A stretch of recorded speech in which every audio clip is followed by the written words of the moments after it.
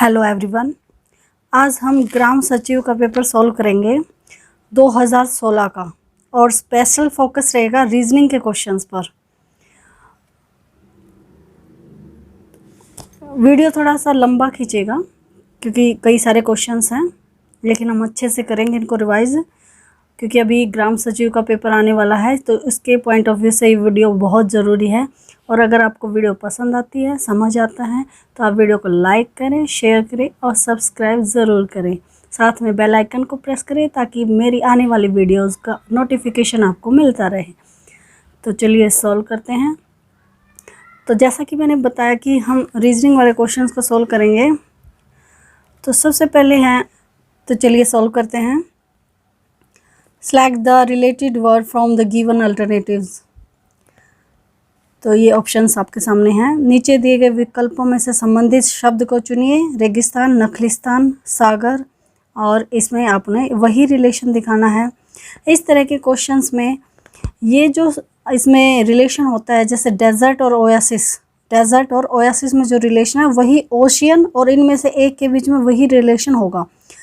तो डेजर्ट क्या होता है? मरुस्थल, जहाँ पानी भी नहीं मिलता, पेड़ पौधे कम होते हैं। और ओयासिस क्या होता है, यानी नखलिस्तान क्या होता है?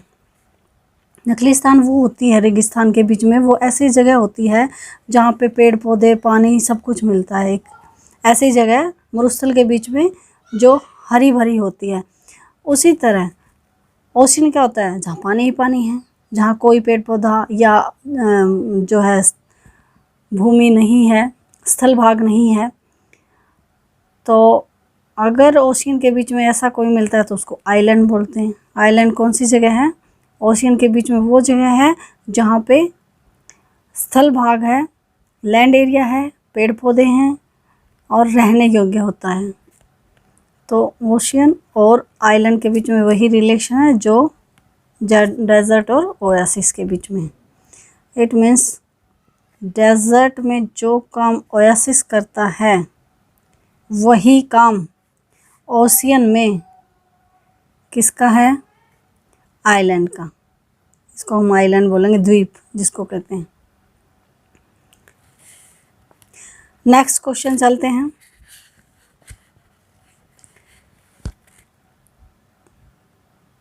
इन a certain language CARROM carrom is coded as BZQQNL, which word will be coded as house.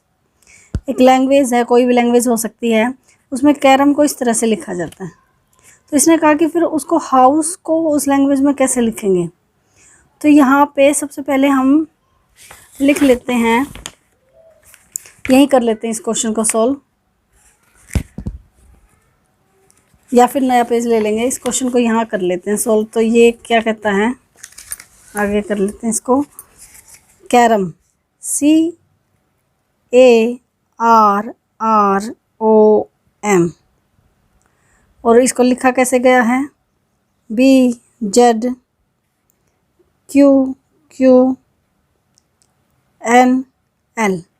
It means 1 2 3 4 5 6, और ये भी कितने हैं? 1 2 3 4 5 6, 6 ये हैं, 6 ये। पहले अक्षर, पहले जो अल्फ़ाबेट है वो C की जगह B आया है, A की जगह Z आया है, और R की जगह Q, फिर से R की जगह Q, O की जगह N और M की जगह L। अब B C से पहले आता है, उसी तरह Z A से पहले आता है अगर बैक काउंटिंग करते हैं। नेक्स्ट R से पहले क्या आता है? Q। अगर हम ABCD में इनका सीरियल ऑर्डर देखें तो ABCDEFGH ऐसे लिख लेंगे, और फिर देखते हैं कि R से पहले Q आता है, फिर से Q, O से पहले N आता है, M से पहले L, मतलब पहले वाले अल्फ़ाबेट लिखे हुए हैं। तो इसी ऑर्डर को फॉलो करते हुए हम हाउस के लिए भी देख लेते हैं, बड़ा ईजी सा है। HOUSE। H से पहले क्या आता है? GH, G आएगा। O से पहले N, MNO जिस तरह करते हैं। U से पहले T, और S से पहले R, E से पहले D। तो इसका कोड वर्ड जो होना चाहिए वो होगा GNTRD। अब देख लेते हैं ऑप्शंस देख लेते हैं क्या ये ऑप्शंस में है। तो ये ऑप्शंस में ये मैंने पहले इसको निशान लगा रखा है, GNTRD, GNTRD, ये इसका राइट आंसर है बी। क्या करना है हमने, जो जिस वर्ड का कोड वर्ड दिया उसको उसके नीचे लिख लेंगे और इनमें गैप देख लेंगे कितने का है। ये -1, एक पीछे चलना पड़ता है हमें, -1 का गैप मतलब एक पीछे चलेंगे कौन इसमें अल्फ़ाबेट ऑर्डर में, उसी तरह इसमें भी और ये मिल जाता है हमें। सेम पैटर्न इसमें फॉलो करते हुए एक पीछे -1 के गैप से पीछे हटना, हमने एक कदम पीछे चलना है। तो इसी तरह का कोई ना कोई ऑर्डर इसमें मिलता है। तो बड़ा ही इजी था, ये आपको समझ आ गया होगा। ये था क्वेश्चन 44 और ये 43 हमने किया था। नेक्स्ट क्वेश्चन हम चलते हैं 45। ये वेन डायग्राम के क्वेश्चन आते हैं। वेन डायग्राम का किस तरह से, जो सर्कल से हम दिखाते हैं, किसी को ट्रायंगल से दिखाते हैं। Find the correct Venn diagram, truck, goods, ship, ABCD। एक कोई शिप है, जहाज़ है, ABCD जिसका नाम है। 3 चीज़ें दी गई हैं, देखो, ट्रक, सामान और पोत। तीनों के बीच में कोई ऐसा रिलेशन नहीं है कि पोत के अंदर ही सामान है और सामान जो है ट्रक में है, ऐसा कुछ नहीं दिया गया। तो ये तीनों चीज़ें आपस में कोई मेल नहीं खाती हैं, अलग अलग हैं। तो इनको अलग अलग आकृति के साथ दिखाएंगे, अलग अलग फिगर हम इनके लिए, जैसे सर्कल से हम ड्रॉ कर रहे हैं तो इनको 3 सर्कल से दिखाएंगे। ये इसका 3 चीज़ें हैं, 3 सर्कल अलग अलग का मतलब कोई रिलेशन नहीं है। चलो नेक्स्ट क्वेश्चन देखते हैं। Which one set of letters is sequentially placed at gaps in the given letter series shall complete it? अक्षरों का कौन सा समूह खाली स्थानों को क्रमवार रखने से दी गई श्रृंखला को पूरा करेगा? ये जो डैश डैश आपको दिखाए गए हैं, इनकी जगह पे कौन से अल्फ़ाबेट्स आएंगे, इनमें से ऑप्शन छाटने आपने। तो इस तरह के क्वेश्चन के लिए आपके लिए हिंट जो है वो ये है कि हम ये जो 4 ऑप्शन है एक एक को रख के देख लेंगे, अपने आप आइडिया हो जाएगा, अपने आप एकदम से क्वेश्चन, एकदम से आंसर मिल जाएगा तुम्हें। फिर GF, देन I, 1 2 3 4 5 जगह खाली हैं। फिल इन द ब्लैंक्स कितने हैं? 5। पांचों लेटर्स देखते हैं। सबसे पहले हम ऑप्शन A को रख के देखेंगे। इसको ऑप्शन A को दिखाई दे रहा है ना अच्छे से? तो ये देखते हैं, हम A को रखते हैं। A ऑप्शन में पहले I है, यानी इसकी जगह पे I, फिर F, देन I, फिर G, फिर E। IFIGE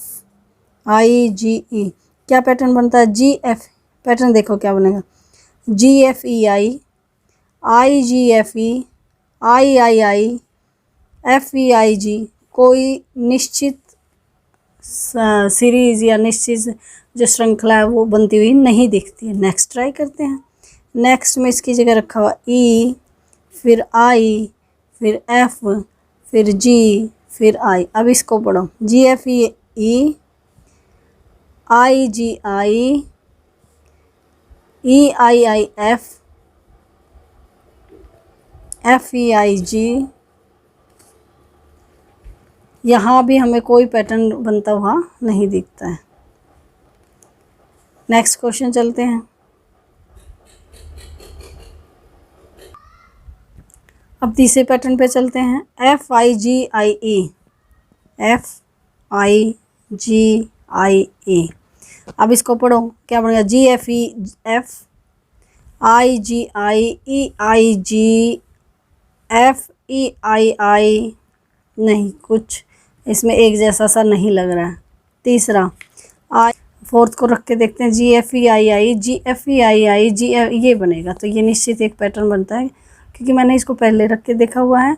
तो आप भी इसको रख के देखेंगे तो और जल्दी समझ में आ जाएगा।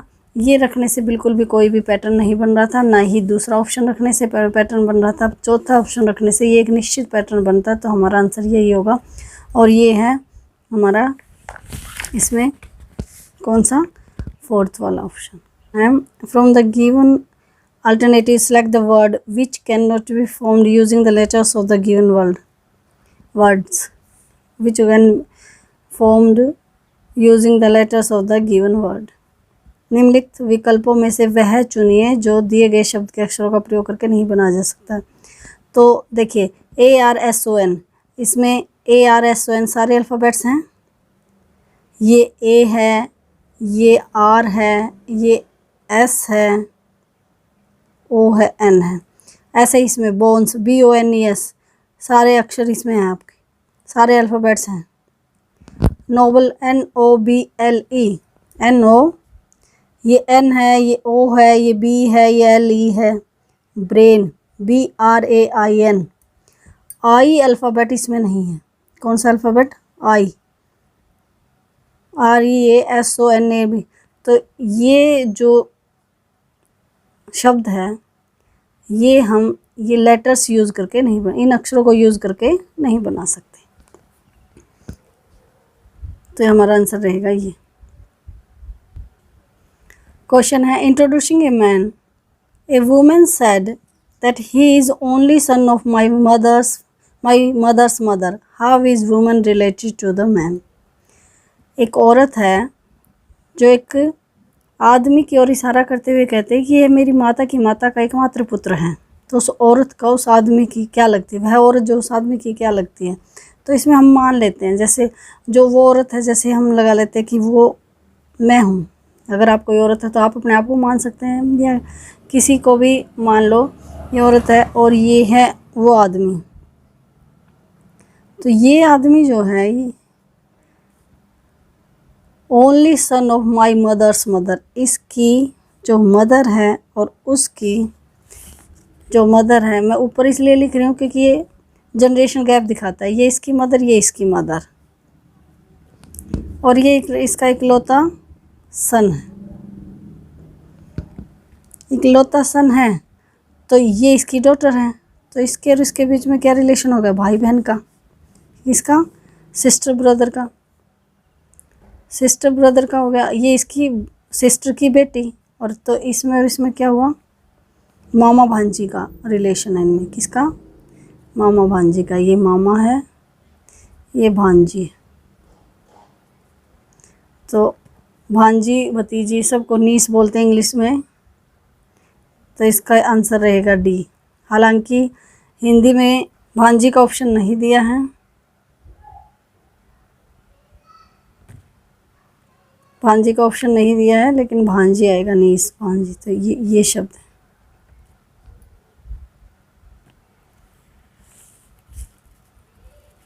क्वेश्चन है, Rohan ranks 7th from top and 26 from the bottom in the class. How many students are there in the class? तो हम इसको बड़े ही सिंपल तरीके से करेंगे। जो ऊपर से रोहन का कौन सा नंबर है? 7वां, और नीचे से रोहन का कौन सा नंबर है? रैंक कौन सा है? 26वां, 26। तो इसकी ऊपर से 7वीं पोजीशन और नीचे से 26वीं पोजीशन, 26 पोजीशन एक ही है। एक ही बच्चा है रोहन यहाँ पे। तो नीचे कितने हैं? 26 से नीचे कितने रह गए? 25, और 7 से ऊपर कितने रह गए? 6, और एक ये रोहन हो गया जो 26 पोजीशन और 7th पोजीशन, ऊपर से 7वीं और नीचे से 26वीं पोजीशन एक की है, और वो है रोहन। तो रोहन को छोड़कर नीचे हैं 25 बच्चे और ऊपर हैं 6 बच्चे। तो 25 और 6 31, और एक रोहन। तो टोटल यहाँ पे स्टूडेंट्स कितने आ गए? 32। तो हमारा बी ऑप्शन है इसमें। इजी है। क्वेश्चन है, if the day after tomorrow is Friday, what day was it day before yesterday? ये टुडे है, ये टुमारो है, और ये है डे आफ्टर टुमारो। इसने कहा कि जो डे आफ्टर टुमारो है वो फ्राइडे है। ठीक, क्या है वो? फ्राइडे। तो अब पीछे आ जाओ, ये यस्टरडे है, और ये द डे बिफोर यस्टरडे। तो ये फ्राइडे है, तो इससे पहले वाला दिन कौन सा हुआ? थर्सडे। थर्सडे से पहले वाला दिन कौन सा हुआ? ये वेडनेसडे, बुधवार। ये ट्यूसडे और ये हुआ मंडे। तो जो क्वेश्चन में पूछा गया है कि डे बिफोर यस्टरडे, कल से पहले वाला दिन यानी बीता हुआ परसों कौन सा है? परसों का दिन क्या था? तो आएगा मंडे यानी सोमवार। D option. कौन सा? D option. इसमें कोई भी क्वेश्चन छोड़ने लायक नहीं है, सारा ही इम्पोर्टेंट है, इसलिए बड़े ध्यान से करना है सारा। वीडियो को पॉज कर सकते हैं, अगर आप कुछ समझ नहीं आई तो पॉज करके बैक करके देख सकते हैं, कोई ऐसे नहीं। प्रिया purchased 2 mixtures for rupees. Priya purchased 2 mixtures for rupees 1500 and made a profit of 9% on one and loss of 6% on other. But overall there is no profit, no loss. The cost of the price of the mixture are in the ratio. 2 mixture खरीदे प्रिया ने, एक पे उसको 9% लाभ हुआ, दूसरे पे 6% हानि हुई, लेकिन उसमें नेट अगर देखें दोनों को मिला के तो ना लॉस हुआ ना उसको लाभ हुआ। तो मान लो उसका 2 मिक्सचर थे, तो पहले मिक्सचर का जो रेट है वो मान लेते हैं पहला जो मिक्सचर है उसका X रुपीज़, ठीक है। और जो दूसरा मिक्सचर है सेकंड वन, उस मिक्सचर का अपने आप हो गया 1500 माइनस X रुपीज़, क्योंकि टोटल इनका जोड़ क्या है? 1500 है। अब इस X पे मान लेते कि 9% क्या आया, इसका प्रॉफिट हुआ है 9%। और इस जिसका रेट 1500 माइनस X है, इस पे उसका लॉस हो गया 6% का, तो इसका ये आ गया टोटल लॉस।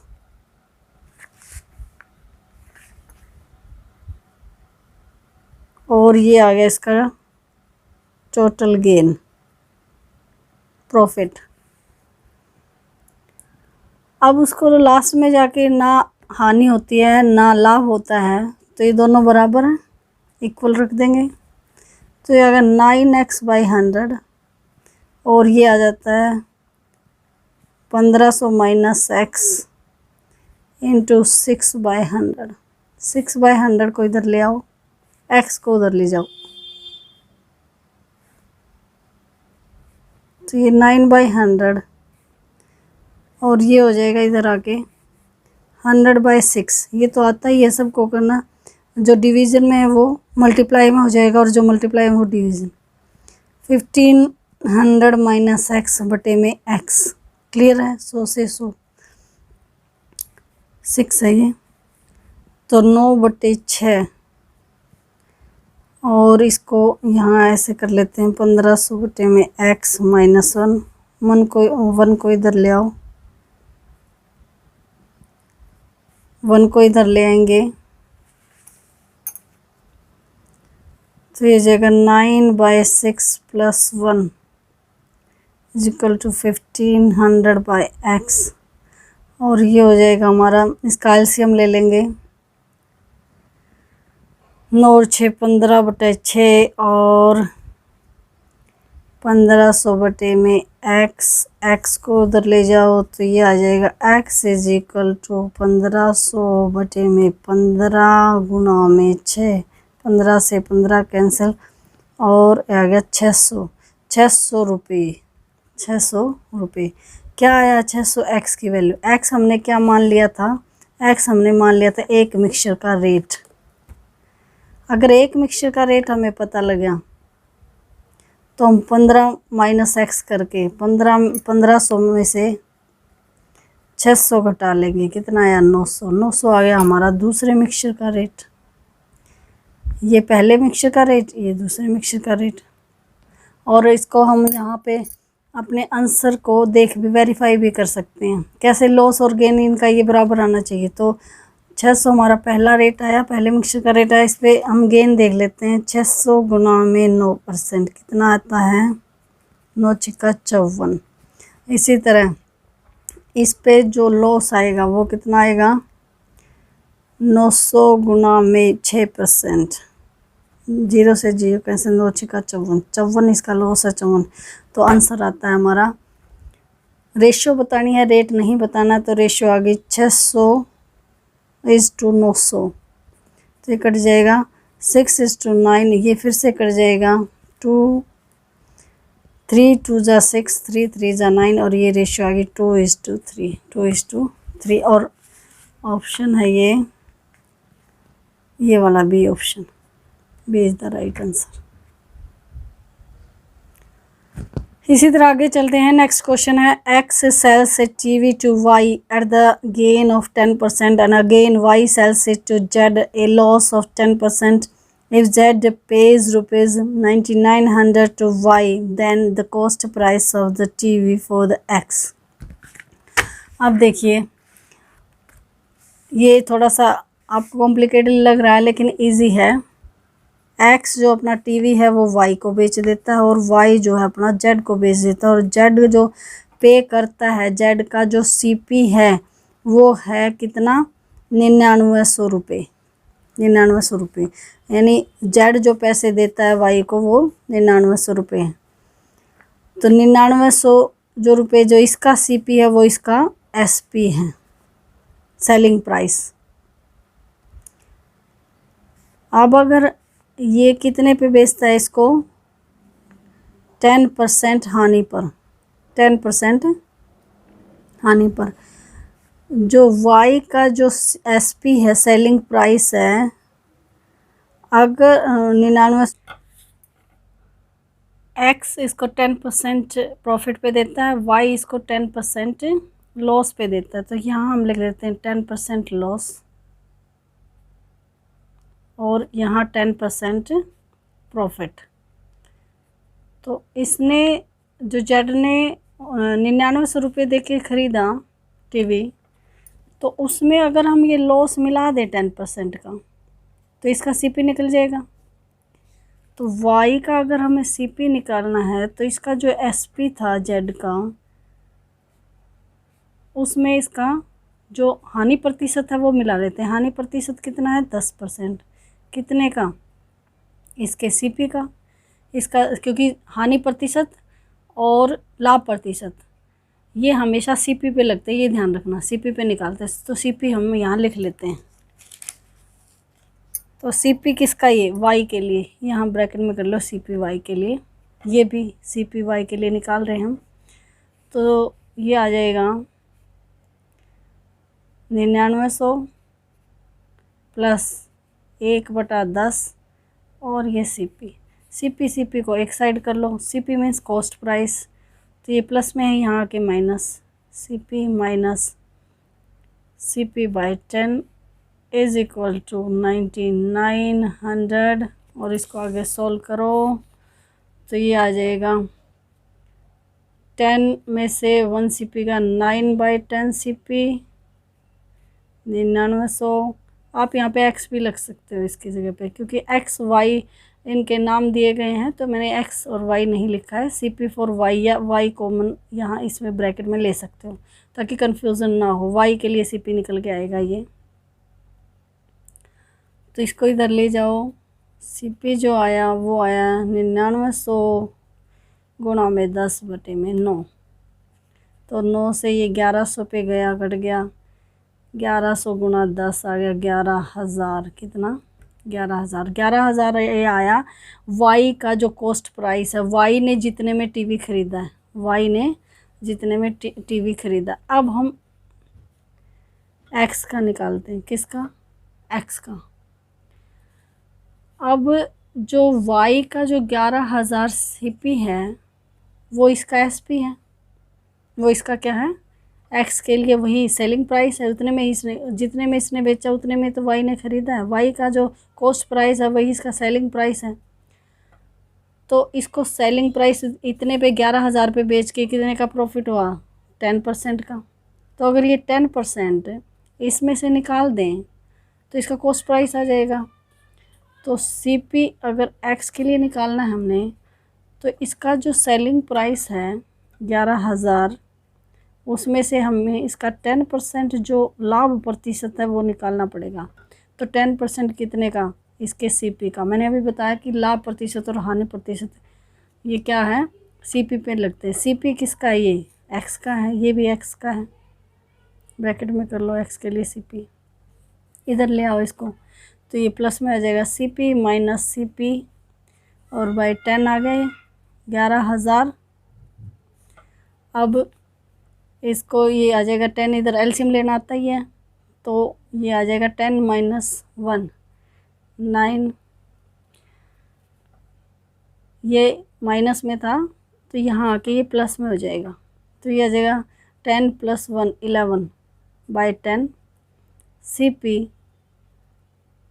और ये 11,000 है ही, इधर ले आओगे तो सीपी जो एक्स का आएगा हमारे लिए वो आएगा 11,000 गुणा में 10 बटे में 11। ये जो 11 है ना, ये तो 11 से 11 कैंसिल और ये आ जाएगा 10,000। कितना? 10,000 आया एक्स के लिए सीपी। एक्स ने जितने में टीवी खरीदा था शुरू में, इसका जो सीपी आया वो 10,000, इसका जो एसपी आया वो 11,000, इसका जो एसपी है वो 9900, यानी इसने 10,000 में लेके इसको 11,000 में दे दिया, इसने 11,000 में लेके इसको 9900 में दे दिया। क्लियर? तो आंसर आएगा, क्योंकि एक्स का सीपी पूछा है तो 10,000 पूछा ना। इसको देख लेते हैं कि क्वेश्चन क्या था हमारा। तो एक्स के लिए टीवी की लागत मूल्य यानी सीपी कितना, तो ये ऑप्शन आएगा 10,000, ये वाला। तो क्वेश्चन है 15 litre mixture of alcohol and water contains 20% alcohol and rest water. If 3 liters of water is added in it, then percentage of alcohol in the new mixture will be. Alcohol की percentage बतानी है। तो total 15 हैं और इनका जो ratio है वो 20% अल्कोहल है। देखो अल्कोहल और ये वाटर का मिक्सचर है और ये हो गया मिक्सचर। मिक्सचर टोटल इन्होंने दिया है 15 लीटर, टोटल ये 15 लीटर हो गया, इज इक्वल टू अल्कोहल कितना है 20%। किसका 20%? जो टोटल है यानी 15 का 20% प्लस वाटर जो बचा है, बचा कितना 80%। 80% किसका? फिर से 15 का, और ये इन दोनों को जोड़ दें यानी 20% ऑफ 15 और 80% ऑफ 15, टोटल कितने का आ गया? टोटल आ गया 15 के इक्वल। तो इसको सोल्व करते हैं। 20 पंजे 100, 5 दिए 15, ये आ गया 3 और ये आ जाता है 5 दिए 15, 5 दूनी 10, 2 चौके 8 और 4 दिए 12, 12 और 3 15 हो गया सोल्व। इट मीन्स 12 लीटर तो पानी है इसमें और 3 लीटर क्या है? अल्कोहल है। अब इसने कहा कि 3 लीटर पानी और ऐड कर दिया, तो पानी की साइड ऐड करेंगे, यहाँ ऐड कर दिया पानी, तो ये भी बढ़ जाएगा 15 और 3 18 हो जाएगा, और ये उतना ही है। अब भी ये कितना है? उतना ही है। देन परसेंटेज ऑफ अल्कोहल, हमने अल्कोहल की नई परसेंटेज देखनी है। अब अल्कोहल कितना है? 3 है अब भी, लेकिन टोटल कितना है? वो 18 में, तो परसेंटेज के लिए 100 में निकलना होता है। अल्कोहल तो अब भी उतना ही है, टोटल बढ़ गया। टोटल जो मिक्सचर है, टोटल जो लिक्विड है वो बढ़ गया, क्योंकि पानी मिला दिया तो 18 हो गया, तो इसमें हम परसेंटेज 18 के हिसाब से निकालेंगे। तो कितना आया? 3 छिके 18, 6 पे ये कट जाएगा इस पर, तो ये आ जाएगा 6 एकम 6 बच गए 4, छिको 36 और फिर से बच गए 4 और छिको 36 और राउंड ऑफ करेंगे इसको तो 16.67 आ जाएगा। क्लियर है? तो 16.67 ये जो आंसर है डी। नेक्स्ट क्वेश्चन है due to an increase of 15% in the price of milk a family reduces its consumption of milk 15%। एक दूध लेती है कोई, हर फैमिली में दूध आता है, दूध हम जो है लेते हैं, तो अगर दूध के प्राइस में 15% इजाफा हो जाता है, बढ़ जाता है 15%, तो वो फैमिली क्या करती है, अपनी खपत को 15% तक घटा देती है, कंजप्शन घटा देती है। तो उसके टोटल एक्सपेंडिचर पर क्या फ़र्क पड़ेगा, उसका खर्चा घटेगा या बढ़ेगा, या घटेगा तो कितना घटेगा, बढ़ेगा तो कितना बढ़ेगा। दूध की कीमत में 15% वृद्धि हो जाने से जो परिवार है वो अपनी खपत 15% घटा लेता है, तो दूध के परिवार में उसके खर्च पर कितना प्रभाव पड़ेगा, तो ये देखते हैं। मान लीजिए इसमें हम, क्योंकि ना दूध की मात्रा दी गई है ना दूध का रेट दिया गया है, तो हम उसकी डिमांड, मात्रा जो डिमांड है वो दूध की मान लो पहले थी x, और जो रेट था वो था y%। y% नहीं, ये आ जाएगी y रुपये पर केजी। ठीक है। अब जो कीमत बढ़ गई वो बढ़ गई इसकी 15%। न्यू जो डिमांड है, ये हमने डिमांड x मान लिया, तो डिमांड तो घटी है, उसकी खपत घटी है, रेट बढ़ा है, तो रेट तो बढ़ गया कितना परसेंट, पहले y था, अब इसका 15% बढ़ गया, y प्लस 15% y, ये इतना है अब नया रेट, क्योंकि y पहले था, इसका 15% और इसमें जोड़ दिया। ऐसे ही डिमांड पहले x थी, इसका 15% इसमें से हम घटा देंगे, 15% ऑफ x। अब पुराना खर्चा कितना था, खर्चा कैसे आता है, जितना लिया और जितने का लिया दोनों को गुना कर दो पर केजी को। 1 किलो दूध आया y रुपये में, तो x किलो कितने में आएगा, x केजी मान लिया था ये हमने, x केजी कितने में आएगा। तो टोटल कंजप्शन जो पुराना था, पुराना जो व्यय था, खर्चा था, वो था xy, और जो नया है वो क्या है, न्यू कंजप्शन जो है वो है, डिमांड कितनी है x माइनस 15/100 x, और कीमत कितनी है y प्लस 15% y। ठीक है, इसको सोल्व कर लेते हैं, यहाँ पे सोल्व कर लेंगे। x गुणा में 15/100 y, ये हो जाएगा 15/100 xy।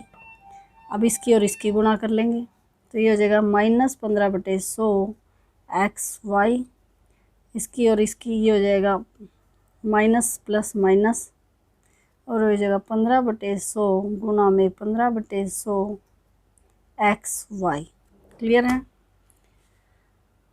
अब ये टर्म बिल्कुल एक जैसी है, ये प्लस 15/100 xy है, ये माइनस 15/100, तो कट जाएगा ये या कैंसिल हो जाएगा, 0 रह जाएगा यहाँ पे, तो ये हो जाएगा xy आ गया, बच गया जो 15 गुना 15 100 गुना 100 xy इसमें से कॉमन ले लेते हैं कॉमन, इस तरह से दो टर्म हैं दोनों में xy, तो 1 माइनस 15 की गुणा करेंगे तो ये आ जाएगा 225, और 100 की गुणा तो ये आ जाएगा 10,000। क्लियर। तो इसको एलसीएम ले लेते हैं, एलसीएम हमारा आएगा 10,000, और इधर भी 10,000 माइनस 225, और ये 10,000 में से जब हम 225 घटाएंगे तो 10 में से 5 गए। अब नया है 0.9775 xy, और पुराना था xy, ये कैंसिल हो जाएगा, दोनों को कंपेयर करेंगे, ये न्यू वाला है और ये ओल्ड वाला है, तो कौन सा ज़्यादा है ये देखते हैं।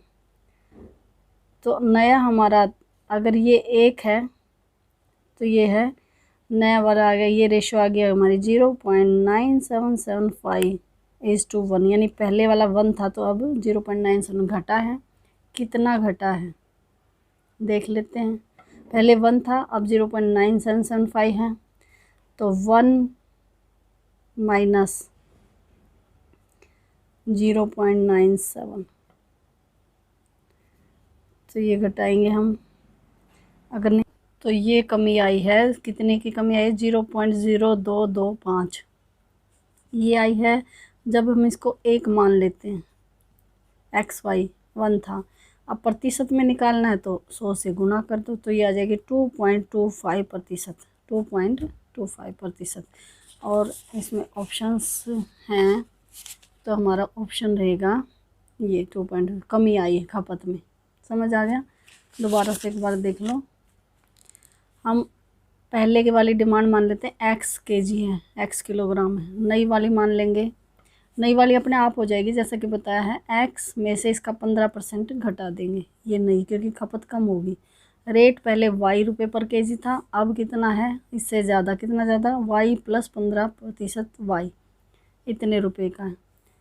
अब डिमांड और रेट दोनों को गुना करके पहले वाली कंजप्शन, ये नई कंजप्शन, तो नई कंजप्शन को सॉल्व करके ये आंसर आता है 9775/10,000 XY।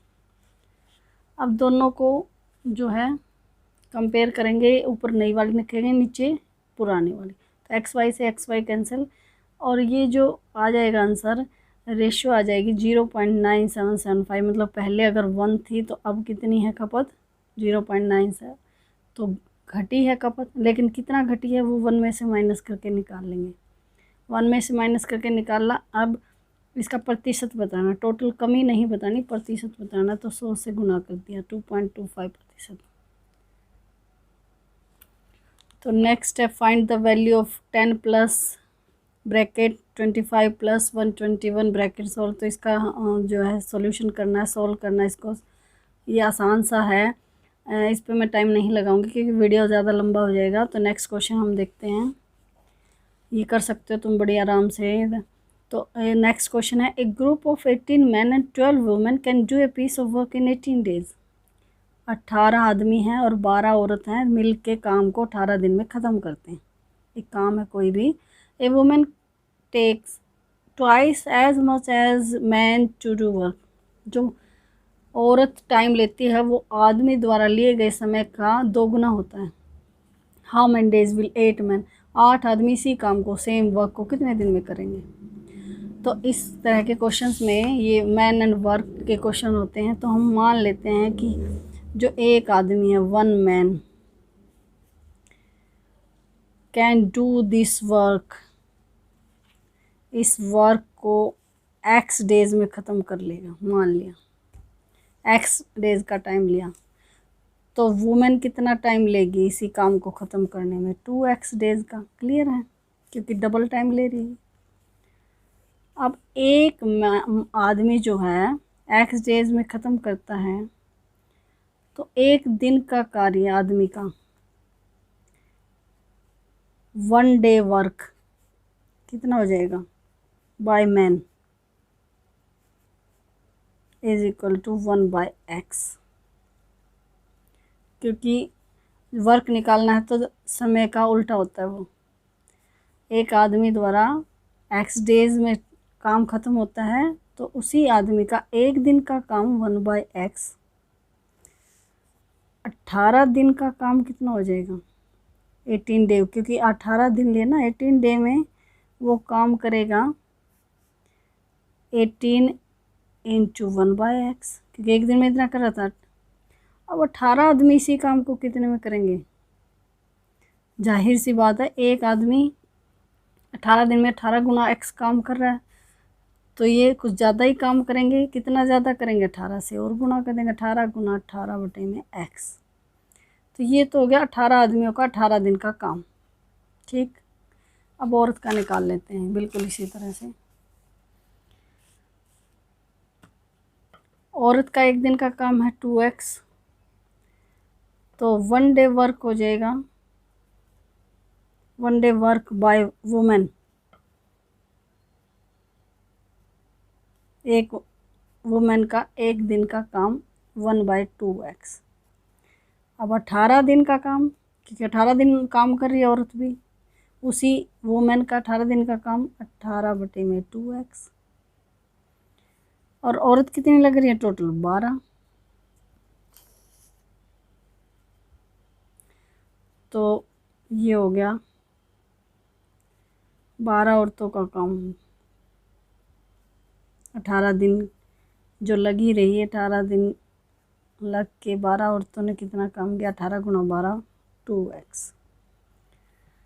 अब ये 12 औरतों का 18 दिन का काम और ये 18 आदमियों का 18 दिन का काम, दोनों एक ही काम को कर रहे हैं। अगर दोनों लगे रहें तभी एक काम होता है। तो ये जो काम है इसको जोड़ देंगे। ये आ गया 18 गुना 18 बटे में x प्लस ये जोड़ो इसमें 18 गुना 12 बटे में 2x इज इक्वल टू 1। एक वर्ग के बराबर है जो ये काम कर रहे हैं। तो ये जोड़ देंगे, 2 में 18 सबसे पहले कट जाएगा, सिंपल कर लेंगे इसको। और 18 गुना 18 आता है, कर लीजिए सोल्व इसको यहाँ पे। 18 × 144, 14 18 और 14 जो है वो हो गया 32, 324 x और ये हो गया 12 Nima 108 x is equal to 1। और इधर चलिए x एलसीएम ले लेंगे दोनों का, 8 और 4 12, 2 और 1 3, 3 और 1 432 बटे में x को इधर ले जाओ तो ये आ जाएगा x इज इक्वल टू 432। यानी जो हमने माना था, क्या माना था, x एक आदमी का काम, एक आदमी इसी काम को 432 दिनों में ख़त्म करेगा। एक आदमी इसी काम को कितने में, 432 दिन में ख़त्म करेगा। पूछा कितने का है, यहाँ पूछा है हमें कि 8 आदमी इस काम को कितने में करेंगे। 8 आदमी पूछे हैं तो एक आदमी का काम, एक आदमी करता है 432 में और 8 मैन करेंगे इसी काम को 432 बटे में 8 और ये हो जाएगा 8 पंजे 40 बच गए 3, 8 चौके 32, 54 डेज। आंसर क्या आ जाएगा, 54 दिन। तो 54 दिन इसमें अगर ये है, D option is the right answer. Next question है, 2 trains of length 250 meter and 200 meter are running in the same direction. 2 train हैं, एक 250 मीटर लंबी है, एक जो है 200 मीटर लंबी है, एक ही डायरेक्शन में चल रही हैं। If the trains cross each other in 45 seconds and the speed of the first train is 27 km/h, find the speed of the second train। एक ट्रेन की स्पीड है 27 किलोमीटर प्रति घंटा और टाइम दोनों को लग रहा है आपस में क्रॉस करने में 45 सेकंड्स का। तो दूसरी ट्रेन की हमने स्पीड निकालनी। तो चलिए इसको डायग्राम द्वारा समझते हैं। ये है पहली ट्रेन जो 250 मीटर लंबी है, ये है दूसरी ट्रेन जो 200 मीटर लंबी है और टोटल जो डिस्टेंस इनको कवर करना है वो दोनों की लेंथ है। तो दोनों की लेंथ को टोटल करेंगे तो ये आ जाएगा 450, क्योंकि 250 प्लस 200 450 मीटर। और जो टोटल टाइम लिया क्रॉस करने में वो है 45 सेकंड्स का। तो इसमें सिंपल सा फार्मूला लगता है, कौन सा, distance upon time is equal to speed, क्योंकि हमने स्पीड निकालनी है। पर यहाँ जो स्पीड है, क्योंकि 2 ट्रेन की बात हो रही है, वो एक्चुअल में क्या है, रिलेटिव स्पीड। कौन सी, रिलेटिव स्पीड। और रिलेटिव स्पीड कैसे निकालते हैं, अगर 2 ट्रेन या 2 वस्तुएं एक ही डायरेक्शन में जाती हैं तो ये स्पीड घट जाती है। मान लो एक की स्पीड है x, दूसरे की है y, तो ये रिलेटिव स्पीड होगी x माइनस वाई। अगर दोनों अपोजिट डायरेक्शन में हैं, एक इधर जाती है एक इधर, तो ये रिलेटिव स्पीड निकालेंगे x प्लस वाई में। यहाँ जो केस है वो x माइनस वाई का है। तो एक की स्पीड कितनी है 27 किलोमीटर, तो दूसरे की है हम मान लेंगे x किलोमीटर पर आवर। लेकिन हमें यहाँ ये पता नहीं है कि ये जो x है ये बड़ा है या 27 बड़ा है, तो हम ऑप्शन में रखेंगे। ये ऐसे भी हो सकता है x माइनस 27, ये जैसे सॉल्व करेंगे तो हमें पता लग जाएगा। लेकिन किलोमीटर पर आवर में है, बाकी क्या है, डिस्टेंस मीटर में है, टाइम सेकंड में। तो इसको भी हम क्या किस में कर लेंगे, मीटर पर सेकंड में। और आपको पता है मीटर पर सेकंड में करने के लिए क्या करते हैं, गुणा में 1000 बटे में 3600, क्योंकि 1 घंटे में कितने सेकंड होते हैं 3600 और 1 किलोमीटर में कितने मीटर होते हैं 1000। तो इसको जैसे सोल्व करेंगे ये आएगा 27 माइनस x गुना में 5/18। तो ये रखेंगे हम स्पीड की जगह पे। तो चलिए वैल्यूज़ रखते हैं इसमें। डिस्टेंस कितना है 450, टाइम कितना लिया 45 सेकंड का, स्पीड कितनी है 27 माइनस एक्स गुना में 5/18। 45 से इसे कट जाएगा 10 पे, इसको इस साइड ले आओ 5/18 को, तो 10 गुना में 18/5 हो जाएगा ये। और यहाँ जो है 27 माइनस एक्स बच गया। अब 27 को भी इधर ले आओ, तो ये हो जाएगा 180/5 माइनस में 27। तो इसको एलसीएम ले लेंगे और यहाँ करें, ये आ जाएगा 180 माइनस 7 5 5 7 35, 3 5 दूनी 10 और 3 13, 135/5 is equal to minus X. और ये वैल्यू आ जाएगी 10 में से 5 गए 5, 7 में से 3 गए 4, बच्चे में 5 5 45 और ये आ गया एक्स माइनस एक्स, कि यहाँ माइनस एक्स है। बट अगर हम एक्स देखें तो माइनस को इधर ले, X is equal to minus, जो कि एक रीज़नेबल नहीं है। रीज़नेबल क्यों? क्योंकि जो स्पीड है वो माइनस में नहीं हो सकती। तो यहाँ हम चेंज कर लेंगे, जो हमने 27 माइनस एक्स लिया था वो हम क्या लेंगे एक्स माइनस 27। अब इसको सोल्व करते हैं, कितना आया ये आया 10 गुना में 18/5 is equal to X minus 27 और 180/5 और ये प्लस का 27 आ जाएगा बराबर एक्स। तो इसको जो है यहाँ पे जोड़ लेंगे 180 और 135, ये आ गया 5 8 और 3 11, 315/5 इज इक्वल टू एक्स। 5 के 30, 5 दिए 15, 63। एक्स बराबर कितना आ गया 63, किस में मीटर पर सेकंड में, 63 मीटर पर सेकंड।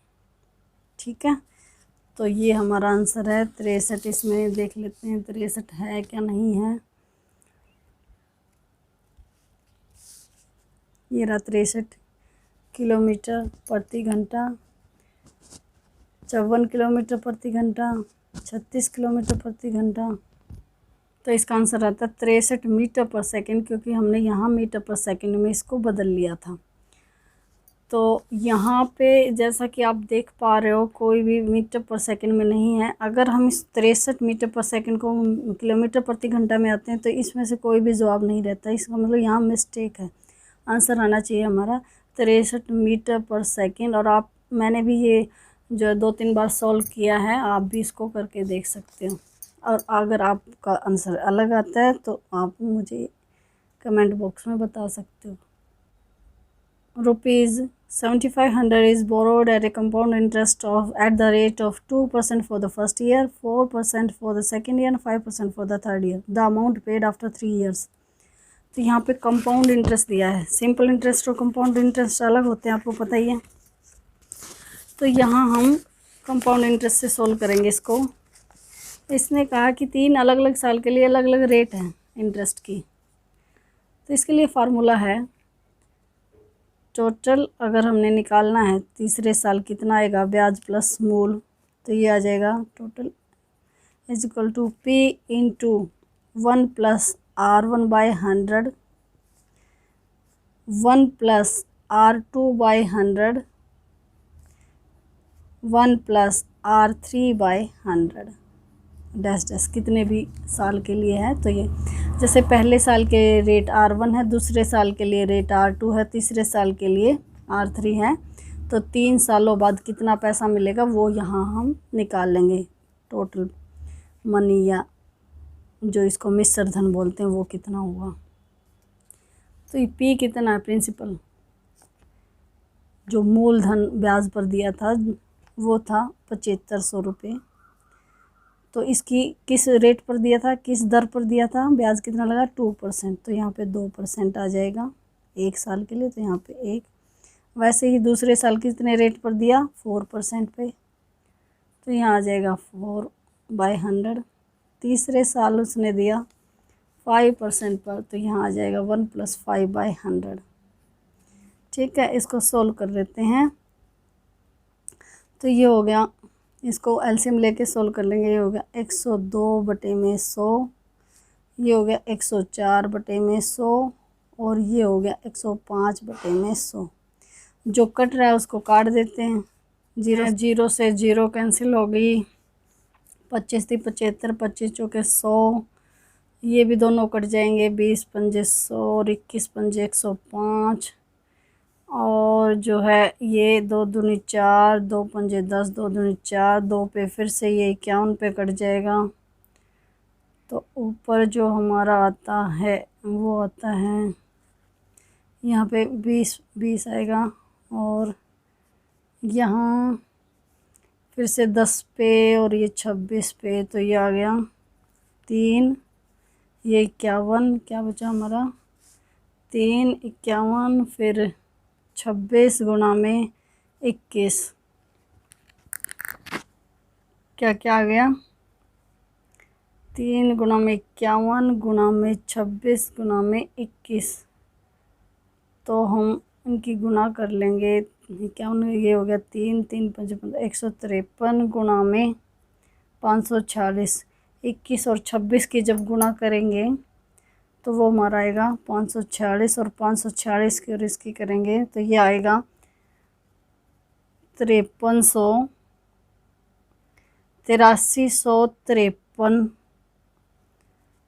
और 8, क्योंकि नीचे 10 है तो आंसर आ जाएगा, ये 10 भी बचा है ना यहाँ बटे में 110, और ये आ जाएगा 8353.8 रुपये। तो आंसर रहेगा 8353.8, और आंसर देखते हैं, ये है डी ऑप्शन 8353। क्लियर। तो नेक्स्ट क्वेश्चन अगर हम देखें तो ये है, हालांकि ये जनरल नॉलेज का क्वेश्चन है, कंप्यूटर से है, लेकिन फिर भी हम कर लेते हैं इसको। Small application programs that run on a web page and may ensure a form is completed properly provide animation are known as small application. जैसे लार्ज एप्लीकेशन को ऐप बोलते हैं, तो स्मॉल एप्लीकेशन को एपलेट बोलते हैं। क्या बोलते हैं? ऐप। जैसे लीफ का छोटा हो गया लीफलेट्स, ऐसे ही इसका आंसर आ जाएगा एपलेट्स। नेक्स्ट क्वेश्चन है, क्योंकि ये भी एक जनरल साइंस का क्वेश्चन और मैं साइंस पढ़ाती हूँ तो इसलिए मैं इसको करवाए बगैर नहीं रह सकती। तो अमोनियम सल्फेट इज़, इनमें से इंसेक्टिसाइड में यूज़ होता है, वीडीसाइड में, फर्टिलाइज़र में, या टॉनिक केमिकल्स में। इंसेक्टिसाइड क्या होता है? जो इंसेक्ट्स को मारने के लिए दवाइयाँ होती है। वीडीसाइड्स जो एक्स्ट्रा पौधे हो जाते हैं उनको। फर्टिलाइज़र जो उर्वरक होते हैं जो पौधे की वृद्धि के लिए लाभदायक हैं। तो इसका आंसर यही है, फर्टिलाइज़र में यूज़ होता है ये। नेक्स्ट क्वेश्चन है, which of the following is not a characteristic of computer? Intelligence, speed, versatility, automation. तो इसका आंसर रहेगा इंटेलिजेंस, क्योंकि कंप्यूटर के पास अपना कोई दिमाग नहीं होता, जो उसमें नॉलेज डाटा फीड होता है उसी के अकॉर्डिंग वो, जो भी उसमें डाटा फीड होता है उसी के अकॉर्डिंग वो कैलकुलेशन और करता है। यानी ह्यूमन उसमें डाटा फीड करते हैं, उसी के अकॉर्डिंग वो चलता है। तो आर्टिफिशियल इंटेलिजेंस हो सकता है, उसके अंदर इंटेलिजेंस नहीं हो सकता। बाकी सब इसके कैरेक्टरिस्टिक्स है, जैसे स्पीड हो गया, वर्सेटिलिटी, बहुत सारे काम ये करता है तो इसलिए वर्सेटाइल भी है, ऑटोमेटिक भी है। नेक्स्ट क्वेश्चन रहेगा ये फिर जनरल साइंस का क्वेश्चन है, the term gene refers to. Gene क्या होता है? जीन होता है पोर्शन ऑफ डीएनए। डीएनए का डबल हेलिकल स्ट्रक्चर होता है। जो बच्चे साइंस बैकग्राउंड से हैं उनको पता है। तो एक पोर्शन होता है, उसको डीएनए का एक पोर्शन जीन का रहता है, जिसमें जेनेटिक कोड होता है, प्रोटीन सिंथेसिस के लिए कोड रहता है उसमें, उसी के कोड आरएनए से फिर प्रोटीन बनता है। नेक्स्ट क्वेश्चन है, the WW standard allows programs on many different computer platforms to show the information on a server. Such programs are called, जो एक सर्वर पे मिलती हैं इंफॉर्मेशन प्रोग्राम्स, उनको बोलते हैं वेब ब्राउज़र, इसका आंसर रहेगा वेब ब्राउज़र। तो एक क्वेश्चन और है इसमें जो जनरल साइंस का है, the reason behind decrease in boiling point of water at higher altitudes. ऊंचाई पर जाने पर बॉइलिंग पॉइंट को हिंदी में हम कहेंगे उसका क्वथनांक। तो क्वथनांक घट जाता है। क्यों घटता है? क्योंकि जैसे जैसे हम ऊंचाई पर जाते हैं, एल्टीट्यूड पे जाते हैं, एटमॉस्फेरिक प्रेशर जो है वो डिक्रीज़ करता है। क्या करता है? एटमॉस्फेरिक प्रेशर डिक्रीज़ करता है। और कोई भी, जैसे पानी है, बॉयल कब होता है? जब उसका अपना प्रेशर एटमॉस्फेरिक प्रेशर के बराबर हो जाता है। अगर ये प्रेशर कम हो गया, एटमॉस्फेरिक प्रेशर, तो जल्दी से उसका प्रेशर इसके बराबर हो जाएगा, जल्दी ही। और जल्दी ही यानी कम टेम्परेचर पे।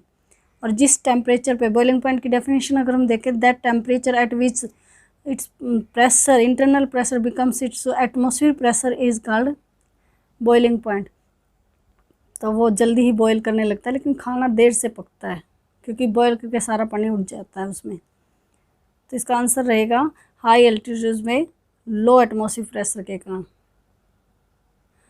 तो ये था हमारा 2016 का क्वेश्चन पेपर ग्राम सचिव का, जैसे जनवरी में अभी हुआ था। अगर वो पेपर देना है तो हमारे नेक्स्ट वीडियो के लिए इंतज़ार करें।